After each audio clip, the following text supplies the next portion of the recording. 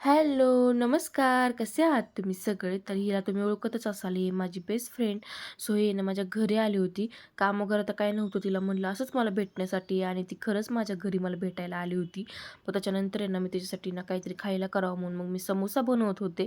तिला गरम-गरम समोसा बनवून दिला आणि तिला म्हटलं, की "सांग मला कसा झालाय?" तर ती अशी लाजत होती. मग तिने सांगितलं, की "खूप छान झालाय."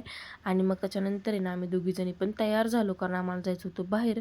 एका ठिकाणी कपड्यांचे सेल लागले आम्हाला तेच बघण्यासाठी जायचं होतं. मग आम्ही तिच्या शॉपमध्ये गेलो, तिथे खूप वेळ थांबलो.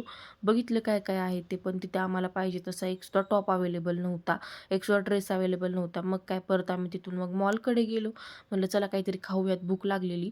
मग हे तिथं मंचुरियन घेतलं आणि ते खाल्लं. त्याच्यानंतर मग मॉलच्या आतमध्ये गेलो आणि मॉलमध्ये ना हे नवीनच एस्केलेटर झालंय. त्याच्यावरून आहे ना वर खाली करायला खरंच मजा येत होती. आम्ही मोकळ्यातच वर जायचो, मोकळ्यातच खाली येत होतो. असं आम्ही 2-3 वेळेस केलं. उगाच वर जायचं, उगाच खाली यायचो आणि सगळी लोकं आहे ना आमच्याकडे बघून एवढं हसत होती ना, पण आम्हाला काहीच वाटत नव्हतं. आम्हाला खूप मज्जा येत होती. कारण आहे ना, हे नवीन-नवीन असं करायला भारी वाटतं. मग त्याच्यानंतर ना आम्ही Zudio गेलो. म्हटलं चला बघूयात काय आलंय नवं-जुनं म्हणून बघण्यासाठी Zudio गेलो.